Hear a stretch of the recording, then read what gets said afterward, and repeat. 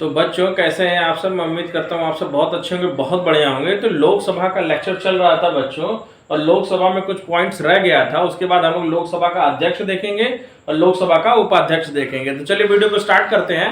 तो वीडियो को स्टार्ट करने से पहले सबसे पहले आप लोग चैनल को सब्सक्राइब कर लीजिए, ताकि ऐसा ही लेक्चर आपको मिलता रहे और आपकी तैयारी में मददगार साबित होता रहे। तो चलिए बच्चों वीडियो को स्टार्ट करते हैं।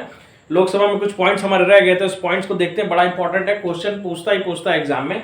चलिए फर्स्ट पॉइंट देखते हैं कि अविश्वास प्रस्ताव केवल लोकसभा में ही लाया जा सकता है। ठीक है ना, यानी लोकसभा की बात कर रहे हैं तो अविश्वास प्रस्ताव किसमें आएगा? लोकसभा में आएगा। ठीक है ना। नेक्स्ट पॉइंट देखते हैं कि अविश्वास प्रस्ताव प्रस्तुत करने के लिए कम से कम 50 सदस्यों के समर्थन की जरूरत पड़ती है। ये क्वेश्चन पूछता है, नंबर डाल देगा 50, 40, 30, 20। ठीक है ना। तो कितने सदस्यों की जरूरत पड़ती है? कम से कम 50 सदस्यों की जरूरत पड़ती है लोकसभा में समर्थन प्राप्त करने के लिए। ठीक है ना। चलिए नेक्स्ट पॉइंट देखते हैं कि यदि अविश्वास प्रस्ताव पास हो जाता है तो सरकार को इस्तीफा देना पड़ता है। ठीक है ना। यदि अविश्वास प्रस्ताव पास हो जाएगा तो सरकार जो भी उसमें प्रेजेंट टाइम में रहेगी वो गिर जाएगी, उसको इस्तीफा देना पड़ जाएगा। ठीक है ना। चलिए अब पॉइंट स्टार्ट होता है। लोकसभा का अध्यक्ष देखना है और उसका उपाध्यक्ष देखना है कि इनका आखिर पद किस अनुच्छेद में है, क्यों दिया गया, इनके कार्य क्या होते हैं। ठीक है ना।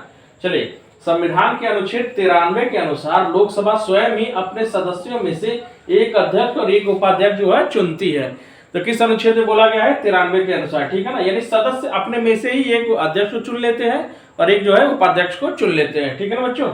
चलिए नेक्स्ट पॉइंट देखते हैं कि अध्यक्ष जो है वो उपाध्यक्ष को और उपाध्यक्ष जो है वो अध्यक्ष को क्या करता है? त्याग पत्र दे सकता है। कभी इनको रिजाइन देना होगा तो जो अध्यक्ष होगा वो उपाध्यक्ष को, और उपाध्यक्ष जो है अध्यक्ष को क्या करेगा? रिजाइन दे देगा। ठीक है ना। चलिए नेक्स्ट पॉइंट देखते हैं कि लोकसभा का अध्यक्ष के रूप में शपथ नहीं लेता है, बल्कि सामान्य सदस्य के रूप में शपथ लेता है। जो लोकसभा का अध्यक्ष है वो अध्यक्ष पद के हिसाब से शपथ नहीं लेता है, एक नॉर्मल एमपी सांसद के रूप में क्या करता है? शपथ लेता है वो। ठीक है ना। चलिए बच्चों नेक्स्ट पॉइंट देखते हैं कि 14 दिन पूर्व सूचना देकर लोकसभा के समस्त सदस्यों के बहुमत से पारित संकल्प द्वारा अध्यक्ष तथा उपाध्यक्ष को पद से हटाया जा सकता है। कितने दिन पहले? ध्यान दीजिएगा, 14 दिन पहले। ठीक है ना। 14 दिन पहले क्या होना चाहिए? वो सूचना देना पड़ेगा, तब जाके इनको बहुमत द्वारा अध्यक्ष या उपाध्यक्ष को लोकसभा से हटाया जा सकता है। चलिए नेक्स्ट पॉइंट देखते हैं कि लोकसभा के भंग होने की स्थिति में अध्यक्ष अपना पद अगली लोकसभा की पहली बैठक होने तक रिक्त नहीं करता है। यानी अगर लोकसभा भंग हो जाती है, बच्चों इसमें ध्यान दीजिएगा, लोकसभा अगर भंग हो जाती है तो भंग होने की स्थिति में अध्यक्ष अपना पद खाली नहीं करता है जब तक कि नेक्स्ट लोकसभा अध्यक्ष नहीं आ जाता है। और आने के बाद पहली बैठक होने के बाद क्या करता है? वो अपने पद से इस्तीफा दे देता है, पद को खाली कर देता है। ठीक है ना। चलिए नेक्स्ट पॉइंट देखते हैं कि लोकसभा अध्यक्ष के क्या कार्य हैं और क्या उनके अधिकार हैं। इस पॉइंट को देखते हैं, बड़ा इंपॉर्टेंट है। चलिए फर्स्ट पॉइंट देखते हैं कि सदन के सदस्यों के प्रश्नों को स्वीकार करना और उन्हें नियमित करना और नियम के विरुद्ध घोषित करना। जो भी प्रश्न सदस्य पूछने वाला है उस क्वेश्चन को एक्सेप्ट करना, उसके बाद उसको नियमित करना कि हाँ भाई किस नंबर पे उसको पूछा जाएगा। ठीक है ना। और उसके बाद वह प्रश्न जो है कहीं नियम के विरुद्ध तो नहीं है, ये सब घोषित करने का काम किसका है? लोकसभा अध्यक्ष का है। ठीक है ना बच्चों। नेक्स्ट पॉइंट देखते हैं कि कार्य स्थगन प्रस्ताव जो है अध्यक्ष की अनुमति से ही क्या किया जाता है? पेश किया जाता है। यानी कार्य जो स्थगन किया जाता है, समाप्त किया जाता है, कार्य अब आगे नहीं चलेगा। ठीक है ना। इस तरह का जो प्रस्ताव है वो किसकी अनुमति से होता है? वो लोकसभा अध्यक्ष की अनुमति से ही किया जाता है। ठीक है ना, ये ध्यान दीजिएगा। चलिए नेक्स्ट पॉइंट है कि यह विचाराधीन बहस को क्या कर सकता है? रुकवा सकता है। अगर कोई बहस लोकसभा में चल रही है तो उस बहस को क्या करेगा? ये रुकवा देगा। अगर इसको ऐसा लगे कि यह बहस जो है ठीक नहीं है या इस बहस में गड़बड़ी है या बहस जो है किसी और दिशा में जा रही है, उस बहस को क्या कर सकता है? ये रुकवा सकता है लोकसभा अध्यक्ष। ठीक है। चलिए नेक्स्ट पॉइंट देखते हैं, संसद सदस्यों को भाषण देने की अनुमति। ठीक है ना। संसद के सदस्यों के भाषण देने की अनुमति और भाषणों का क्रम, याद दिए, भाषण देने की अनुमति अलग है, भाषण देने का क्रम अलग है, और समय निर्धारण कि कितना टाइम तक आपको बोलना है, कितने टाइम तक आपको बोलना है, ये सब निर्धारित कौन करता है? ये लोकसभा का अध्यक्ष जो है वो निर्धारित करता है बच्चों।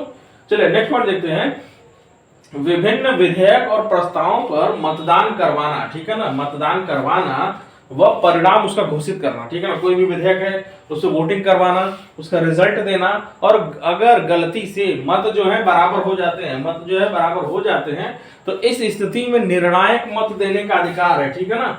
इस स्थिति में वो क्या कर सकता है, खुद भी वोट कर सकता है, अगर जो है दोनों वोट बराबर हो जाते हैं तो, ठीक है ना। ये बच्चों ध्यान दीजिएगा, ये स्पेशल अधिकार है, कई बार एग्जाम में पूछता है। चलिए नेक्स्ट पॉइंट देखते हैं कि संसद व राष्ट्रपति के मध्य होने वाला जो पत्र व्यवहार है, राष्ट्रपति और संसद के बीच जो होने वाला जो पत्र व्यवहार है, कोई विधेयक या पत्र व्यवहार करना, ठीक है ना, दोनों के बीच में पत्र व्यवहार करना, और कोई विधेयक धन विधेयक है या नहीं, इसका निर्णय भी करने का अधिकार जो है वो लोकसभा अध्यक्ष को ही है, ठीक है ना। संसद और राष्ट्रपति के बीच पत्र व्यवहार यही करवाता है, कोई विधेयक धन विधेयक है या नहीं है, इसका डिसीजन लेने का अधिकार जो है वो लोकसभा अध्यक्ष को ही है, ठीक है ना बच्चों। ध्यान दीजिएगा, ये क्वेश्चन बार बार पूछता है, बार बार रिपीट होता है।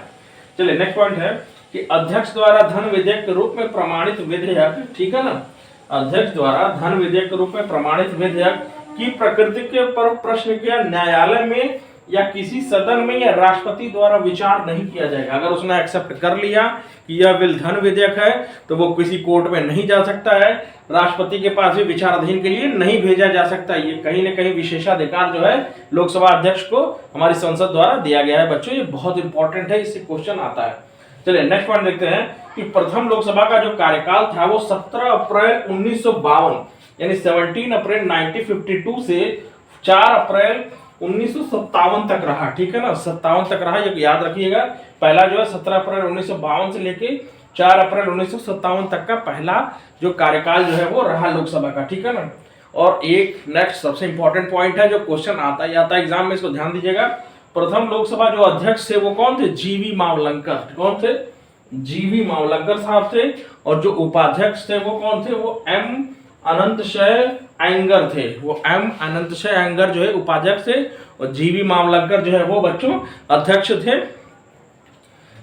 जीवी मावलंकर वाला जो क्वेश्चन है ये बहुत सारे एग्जाम में खासकर यूपी पीसीएस के एग्जाम में बार बार पूछता है, तो इसको ध्यान दीजिएगा। तो बच्चों ये सारा क्वेश्चन जो है मैंने लिया हुआ था, ये पूछे हुए थे, सारे के सारे इंपॉर्टेंट पॉइंट्स है, इसको ध्यान दीजिएगा, इसको देख लीजिएगा, ठीक है ना। चलिए बच्चों, वीडियो देखने के लिए बहुत बहुत धन्यवाद। तो जाने से पहले चैनल को सब्सक्राइब करके ही जाएं, वीडियो को लाइक करें, शेयर करें। वीडियो देखने के लिए बहुत बहुत धन्यवाद। शिक्षा, नमस्कार।